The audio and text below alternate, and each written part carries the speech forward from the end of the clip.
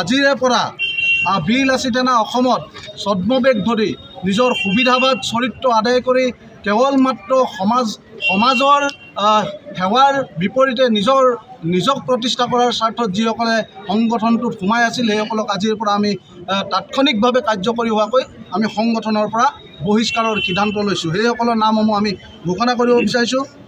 বিকাশ Barua, Nitu Ahmed, Asif Zaman, ইব্ৰাহিমউদ্দিন Ahmed, Hemanta Barua, Imtiaz Ali, Wasim আক্ৰম, Nekib দেহান, June Barua, Farooq Ahmed, Ismail চৰকাৰ, বাবু কুমাৰ দাস, আবু বক্কৰ আলী, ফৰিদুল ইছলাম, জিন্তু ডেকা, নজৰুল আব্দুল্লাহ, শফিকুল ফাৰুকী, জাকিৰ আলী, ছানিদুল ইছলাম, মনোজ ৰবি দাস, বাহাৰুল ইছলাম, মিনহাজ ইছলাম, হজৰত আলী, মনিৰুল আহমেদ, শহীদুল ইছলাম, মইদুল আলী, বাবুল হেকমা, উমৰ বাৰুক, এনেকৈ কৰি আমি মুঠ 54জন ছদ্মবেশ ধৰি আমাৰ সংগঠনটোৰ মাজত বিভাজন আনিবৰ কাৰণে আমাৰ সংগঠনটোক বিপথে পৰিচালিত কৰিবৰ কাৰণে যিসকল ছদ্মবেশী আমাৰ বীৰ লাচিত সেনাৰ সৈনিক আছিল তেওঁলোকক আজিৰে পৰা কাৰ্যকৰী হোৱাকৈ আমি বৰখাস্ত কৰিছোঁ। আৰু আমি এটা কথা আপোনালোকক ক'ব বিচাৰিছোঁ যে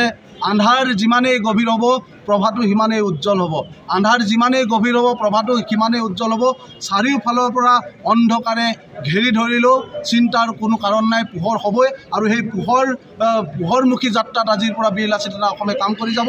আৰু এই পোহৰমুখী যাত্ৰাত যিসকলে হেঙাৰ হিচাপে থিয় দিব তেওঁলোকক আমি ইতিমধ্যে চিনাক্ত কৰি বহিষ্কাৰ কৰিছোঁ। আৰু এই ক্ষেত্ৰত আৰু এটা কথা আপোনালোকক ক'ব বিচাৰিছোঁ, এই যে জটিল সন্ধিক্ষণত বীৰ লাচিত সেনা আহি উপস্থিত হৈছিল সেই ক্ষেত্ৰত কিন্তু আমি বহু কথা শিকিলোঁ, বুজিলোঁ। আমাৰ কাৰণে শত্ৰু কোন, মিত্ৰ কোন সেই কথাও আমি উপলব্ধি কৰিলোঁ। এগৰাকী বিধায়ক, আপোনালোকে প্ৰত্যেকেই জানে, শিৱসাগৰৰ বিধায়কগৰাকীক জিকাবৰ কাৰণে বীৰ লাচিত সেনাই মুকলিভাৱে তেওঁক সমৰ্থন কৰিছিল। তেওঁক বিধানসভালৈ পঠিয়াবৰ কাৰণে আমি যথেষ্ট কষ্ট কৰিছিলোঁ আৰু কাৰাগাৰৰ পৰা গৈ তেওঁ বিধানসভাত বিধায়কৰ আসন অলংকৃত কৰিছিল। সেইজন বিধায়কে বীৰ লাচিত সেনাৰ বিপদৰ সময়ত এইটো কি পাৰ্টি বুলি কৈছিল আপোনাৰ দেখিছে, টুলুঙাসূচক মন্তব্য কৰি তেওঁ আমাক এটা এনেকুৱা ধৰণৰ বিপথে পৰিচালিত কৰা এটা সংগঠন বুলি তেওঁ কৈ গণ্ডগোলীয়া পাৰ্টি বুলি আমাক কৈছিল। আপুনি বিচৰা বাতৰি পাব কেৱল নিউজ 18 এপত। নিউজ 18 এপ ডাউনলোড কৰিবলৈ স্কেন কৰক এই QR কোড। গুগল প্লে ষ্টৰতো পাব এই নিউজ 18 এপ।